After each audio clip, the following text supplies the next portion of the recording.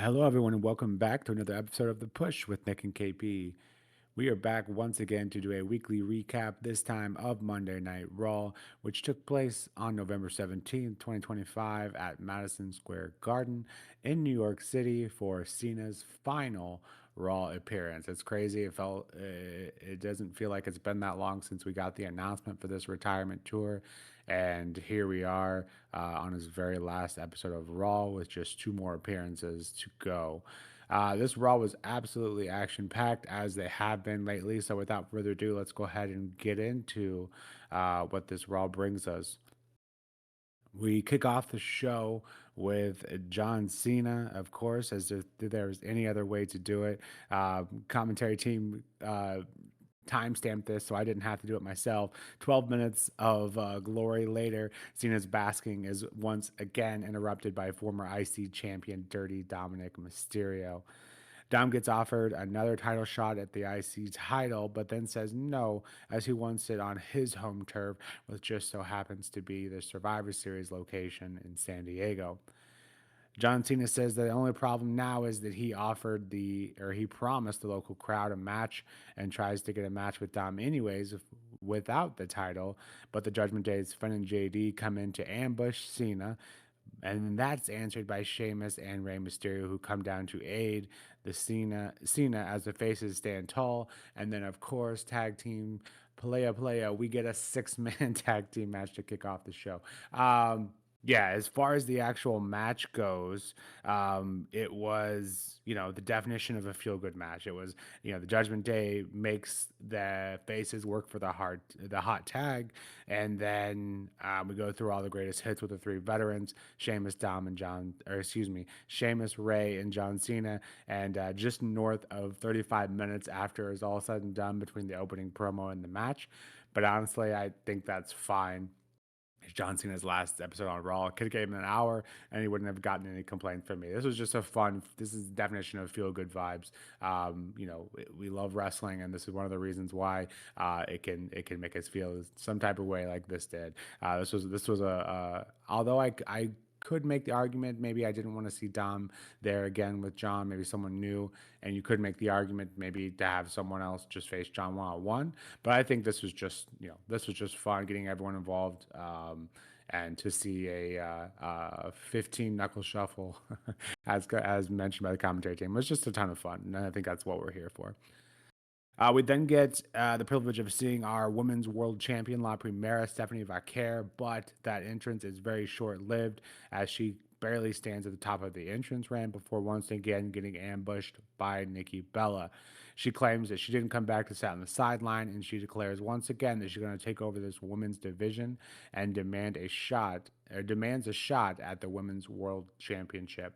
And that is later announced to be official. That will take place at Survivor Series. So would have liked a bit longer promo there, probably from Bakir, but I think she's still kind of working on that. So I think for what it is, this is fine. Our next match is another first round match of the last time is now tournament. This time is Solo Sokoa, and of course, we did not know who his opponent was going to be. The surprise opponent ends up being a returning Dolph Ziggler. And I don't know about you all, but I was pretty shocked to see that the reaction was, at least seemingly on my end, seemed to be bigger for Ziggler than it was for Zack Ryder. I think Ziggler, was quite well known, thought of to be the person, or at least one of the people. But yeah, regardless, this was great. Granted, different locations, so that could play a part. But yeah, this match was pretty good. That nasty hit where Solo slammed Dolph into the corner, up against the turnbuckles was brutal. It was very, very short path, and Dolph took it, as he typically does. Solo controlled most of the match. Dolph obviously did get a few bursts of offense, but Solo ended up winning pretty comfortably, and Talatonga, who was on the side, didn't even have to get involved. So, yeah, like I said, the match was good. It was great to see Dolph back, of course. I would have liked to have seen one of the returning guys, either Dolph or Zach, get a win. But unfortunately, that does not seem to be the case. And I'm not sure if this is like a long term thing, or I think WWE capitalizing on their partnership with TNA to allow these guys to come back, use their WWE names, and get some merch sales because of it. So, regardless, great to see Dolph back. But KP, thoughts on the first half of Raw, returning John Cena, or excuse me, last appearance of John Cena on Raw, six-man tag, and of course that is the Vaquera Bella promo, along with a returning Dolph Ziggler losing to Solo Sikoa. Yeah, John Cena's last appearance on Raw still doesn't feel real to me, and it's very unfortunate that we have arrived at this particular point. But alas, time moves on, people move on, and yeah, I guess a situation where nobody can last forever. So yeah, John Cena's last appearance on Raw, was it a good one? I think it was okay. I think it was a little bit of a cop out, personally speaking. We have John Cena and Dominic Mysterio in the ring, obviously teasing that Intercontinental Championship rematch sort of thing, which then is sort of setting the scene for Survivor Series War Games, where we're going to be having that match taking place over in San Diego. So fair enough. Okay, we get that set up. But then, yeah, the matchup just felt very cop out. Just a 3 versus 3. It felt like I don't know, maybe like a Raw After Mania style matchup. This one, just sort of like do a little bit of a reset, just get some big names on the card quickly, and just just get a bit of a pop from the faces going over the heels. So I don't know. It didn't really do anything for me. Like, it was okay, it was fine, and it was a little bit of a disappointment for John Cena's last ever Raw. I thought there could have been something a little bit bigger here, but yeah, I don't know. I felt underwhelmed by it. It wasn't necessarily bad, but just underwhelmed, I think is the right wording here, which is unfortunate. But yeah, Cena's last Raw does end with a victory here. It was quite a fun matchup. I will say that there were some fun moments. The 15 knuckle shuffle was quite entertaining, and yeah, the finisher fest at the end there to sort of like put down the Judgment Day. It just worked. It was simple and effective, but like I said, maybe a little bit underwhelming, just personally speaking. Yeah, and then that underwhelming vibe sort of continues then going into the rest of the first half, really, and Stephanie Vicaire being taken out on the on the stage by Nikki Bella. Yeah, I mean, it's logical. It makes sense. It keeps Nikki sort of on the aggression here, and that's fine because change of attitude means she's got to turn things up a notch, and she is doing that. But yeah, I'm not entirely convinced about this particular feud either, to be honest. So I think it's going to take some, I don't know, convincing for me to really get invested here, because I can only really see Stephanie Vicaire winning, and there's no real second question here for me personally speaking. So yeah, the I don't know, the levels of interest aren't quite there, unfortunately. But maybe we can get a bit of back and forth, raise the stakes a little bit up. I don't know. I guess we'll wait and see. But yeah, I mean, Survivor Series is still a couple of weeks away, so maybe they are just sort of like, I don't know, treading water for the time being and just trying to do like a little bit of a slow build to start with. But yeah, I mean, Stephanie Vicaire not getting a word out here is quite interesting for sure. So Nikki Bella looks, I guess, quite strong. She did attack her from behind, but even still, she is getting up in the face and, laying her out for the past couple of weeks. So it is something for her at least. And then, yeah, the return from Dolph Ziggler was probably the highlight of the first half for me personally. Him going one-on-one with Solo Sikoa. It was an okay match. It was fine. It was decent enough. Dolph coming out there and making Solo look great, as he probably was made aware that he had to do. And yeah, it was just very similar vibe to that of Zack Ryder on Friday, where obviously he would come out and lose. Dolph Ziggler comes out here and loses to Solo Sikoa, so Solo advances in the tournament. I'm not convinced this was the right call. Like, with LA Knight and Zack Ryder, I didn't mind LA Knight winning. I didn't have any issues with that, really. But here, I don't know. I feel like Solo's got a lot going on at the moment anyway. Why is he being pushed further in this tournament? It didn't really make a lot of sense to me with Solo winning here. So maybe I'm missing something. Maybe I'm being overcritical. I don't know.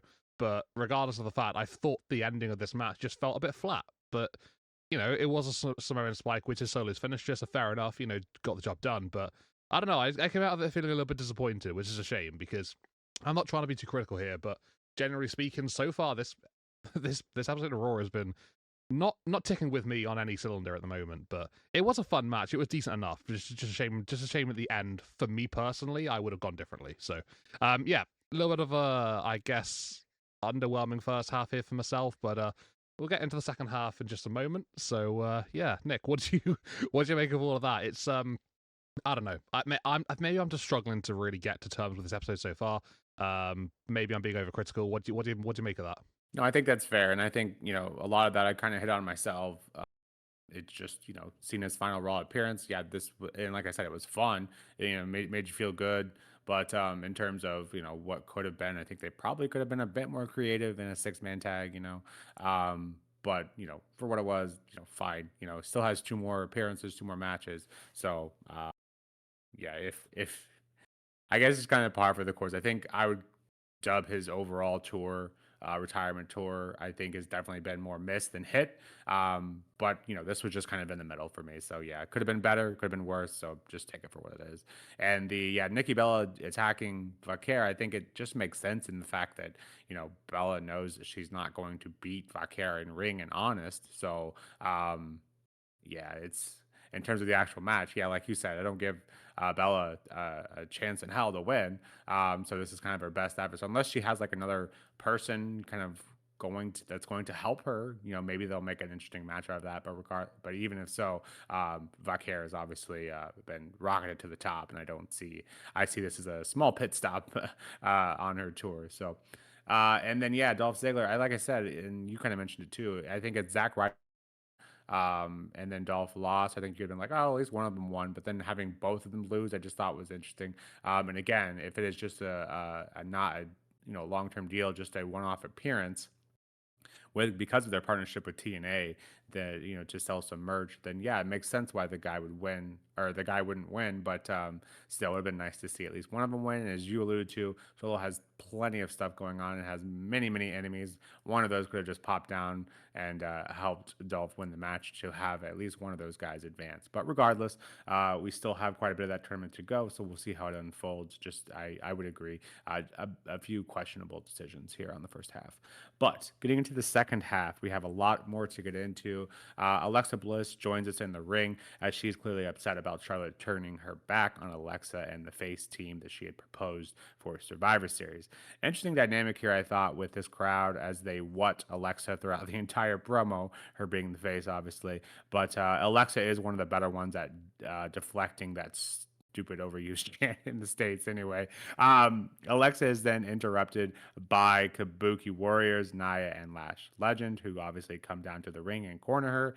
Rhea Ripley and Io Sky then get joined in to attempt to fend off the heels, but it's still 4 versus 3. However, Charlotte then comes down to the ring with a kendo stick in hand to assist Alexa as she's now back on the same page and possibly on the Survivor Series team now? Question mark. I'm not really sure. We'll have to wait and see, but that obviously does appear to be the vibe there. Um, Very quick, very quick. Last week she didn't have want any part of it, and this week Alexa called her out, and then Charlotte came out. So, in terms of WWE storytelling, which they usually draw out quite a bit, this is quite the opposite. So, yeah, it appears to be now that we have 4 versus 4. Obviously, missing a couple members there, but perhaps a bit more on that here in a bit. We then get the Intercontinental title match on the women's side, having Maxine Dupree announce that she is ready for Becky Lynch. Yeah, this was a fun moment between Jessica Fast Count Carr, as she's referred to now, and a returning AJ Lee. Maxine Dupree shocks the world and lands a crossbody to get the pin, and is your new women's IC champion. What a place to win your first title. What a competitor to win against. And then what a person to celebrate it with in that the likes of AJ Lee. So yeah, I think this is just a feel good moment again.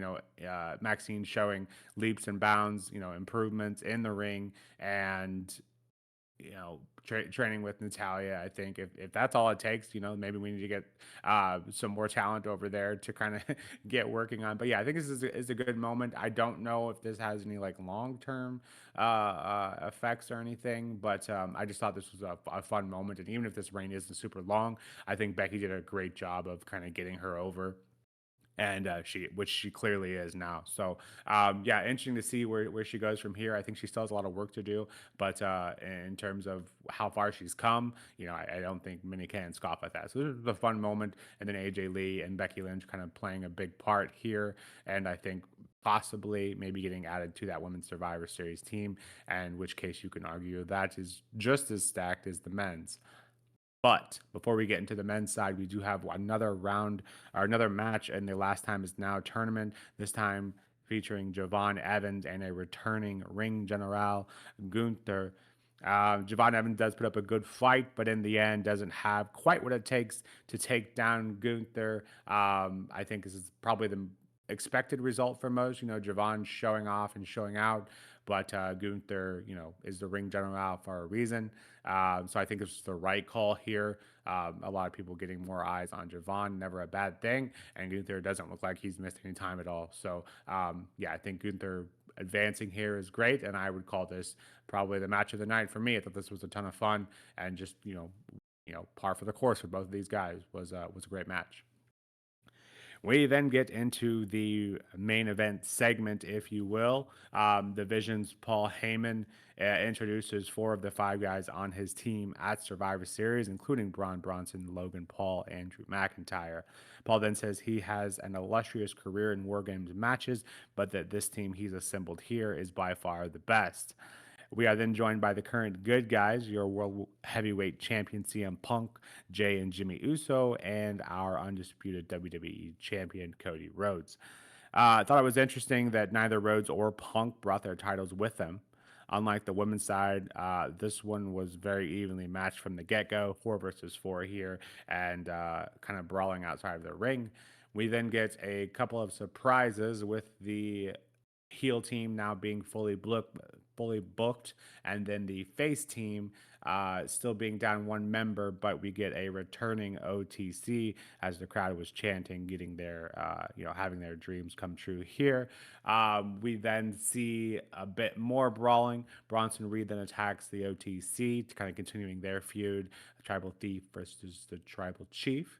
NYPD gets involved, and as corny as those segments always are, Bronson Reed ends up getting hit by a spear from Roman through the barricades, and one of the officers get taken down with them. So absolutely chaos there at the end, as we expect from these Survivor Series scenarios, and a much clearer picture for the night overall on what we can expect from Survivor Series. So, KP, I tried to breeze through that as fast as I could. There are a ton of talking points here. So, yeah, just let us know what you think about the women's and men's Survivor Series team shaping up here. Javon and Gunther's last time is now tournament match. And, of course, our new women's IC champion, Maxine Dupree.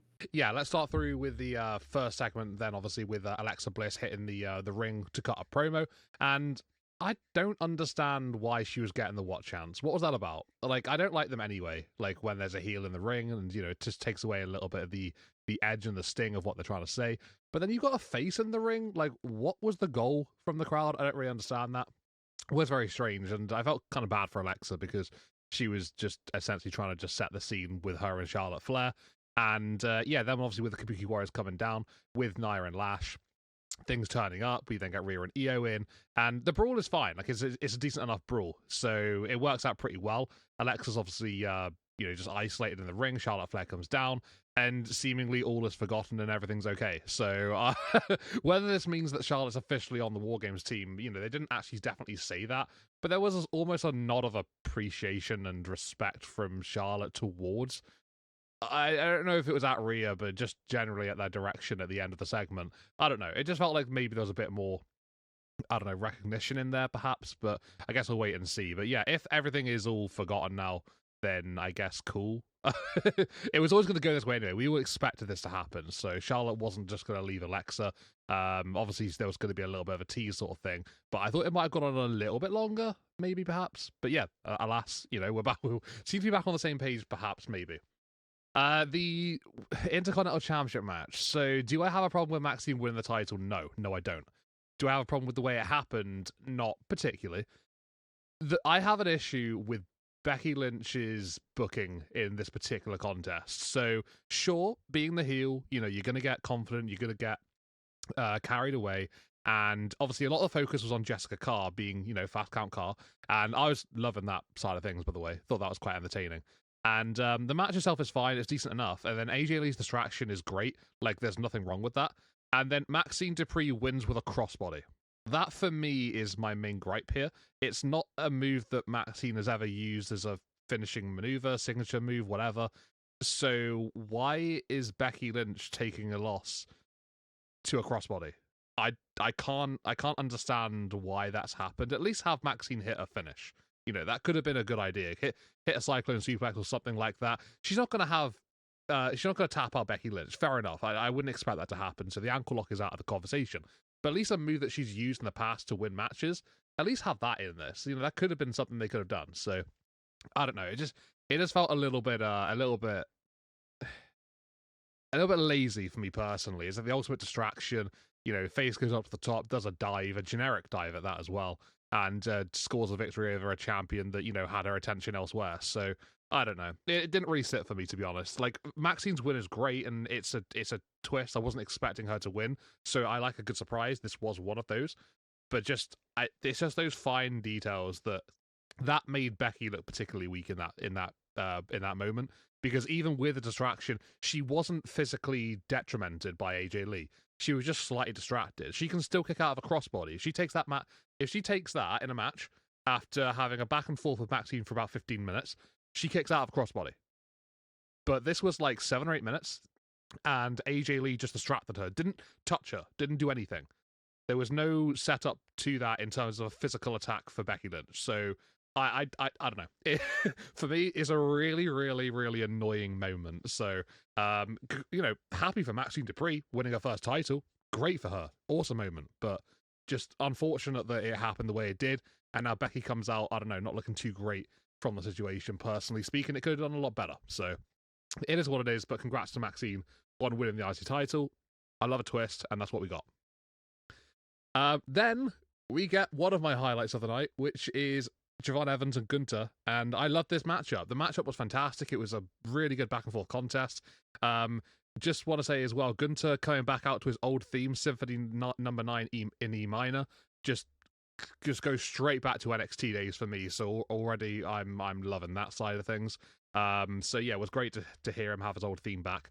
And Javon Evans put on a classic with Gunter as well. So if this guy, if he's not ready for the main roster yet, then I don't have a clue. Like, what is he going to be like when he actually does get called up? Because he hasn't been in NXT overly long. So the future is so bright for John Evans. The sky is the absolute limit. And to put on a match against Gunter like this, at such a young age, he's just got his whole career ahead of him. He's going to be an absolute star. So yeah, Gunter getting the win, obviously expected. You wouldn't think Javon would beat Gunter. So, naturally there's no surprises or shocks here. But just it was a really good quality matchup between two men who have very different styles, but they just gelled together really, really well and put on a very compelling contest. So yeah, Gunter advances in the tournament. And I have a segment where I can't be critical at all. It's great. We had one throughout the show. And then speaking of segments throughout the show, we go into the last bit. Yeah, the War Games team's finishing up, and obviously getting that 5 versus 5 in the end. I mean, 9/10 of this War Games matchup sounds absolutely fantastic and sounds great. So I am excited for a large part of this. So obviously nothing could be absolutely perfect, unfortunately. But the way it went down, pretty simple, I suppose. I guess it just made sense.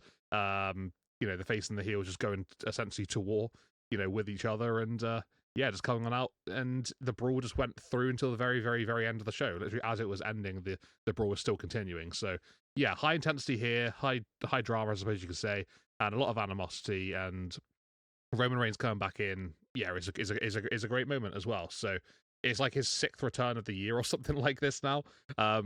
He is very, very good at coming back for a quick program, going away, getting that reaction when he does come back again, and then repeating the process. So this was the latest sort of saga of Roman Reigns doing that. But yeah, I mean, overall, this Monday Night Raw, generally speaking, really disappointing for me. Just didn't really vibe with most of it. Some really big flaws and just, I don't know, things that really felt underwhelming and lackluster for me. I thought there could have been so much better from this show. It even just little tweaks here and there. Wouldn't have to have been massive things we changed, but just generally speaking, I've already, highlighted my main grievances from this show, so I won't take too long doing that again. But I mean, from cop-outs to lazy to questionable choices to making people look weak to another questionable choice at the very end. I don't know. It's just one of those things, for me. It just wasn't a show made for me, and I'm fine with that. I can accept it. And I look forward to next week's now to see if that'll be any better, and hopefully back on my sort of personal level. So I give this one a 4 out of 10. It's just not for me. I really didn't enjoy it. So yeah, a couple of highlights here and there, but besides that, mostly a letdown. Nick, what did you make of the show, generally speaking, overall? And yeah, maybe you can be a bit more positive about it. Yeah, I didn't dislike the show near as much as you did, but you can definitely argue there are some questionable decisions throughout the show. That being said, we definitely got a few highlights, of course, with Dolph Ziggler's return, as well as the Javon Gunther match being the personal highlights for me. But yeah, yeah, I don't disagree with anything. I just it didn't bring down my rating quite as much. Tons of advancement in Survivor Series storyline, which is good. We now have a somewhat filled card with the men's war games being completely full, assumingly, and then the women's war games still needing a couple members, but having a pretty good idea of who those people could be after we see Rhea Ripley ask AJ Lee to talk, assuming that's where that's headed. And then, of course, the Intercontinental Championship match on the men's side being John Cena and Dominic Mysterio once again, and the Women's World Championship match being Black Hair and Nikki Bella. So certainly, with a week and a half now to go before Survivor Series, have a pretty good idea of what we can expect so far. And I'm assuming we'll get maybe a match or two more added to that card as well. Overall, for me, this Raw would get a 6.5. I think the cons probably do outweigh the pros, but some of the pros are really fun. So I can't get much lower than that. But for what it was, I thought this Raw was fun, even if it was a lot of flash in the pan type stuff. So yeah, we like I said, 3 shows to go until Survivor Series, and yeah, we'll just have to see what they do from now. It feels like WWE struggles with pacing sometimes. It wasn't that long ago, maybe a week and a half ago, that I was sitting here thinking, are we going to start building for Survivor Series anytime soon? Because we hadn't done a thing on it, and then all of a sudden, we full force ahead and maybe rushed like the Charlotte Alexa thing. Felt like that was maybe a bit rushed, but regardless, enough of complaining from us here at the Push. If you disagree with anything that we put out here or agree or have any better ideas than WWE has come up with, please let us know in the comments below. And of course, don't forget to hit that like and subscribe button as well. That helps the channel out tremendously. In the meantime, we of course have our NXT SmackDown recap, and we are still working on our WrestleMania series, and have a couple of new videos coming up here in the upcoming week as well. So lots of things going on here at the Push. But yeah, that's all we have here for now. And until next time, take it easy, and we'll see you soon. This has been the Push with Nick and KP. Take care.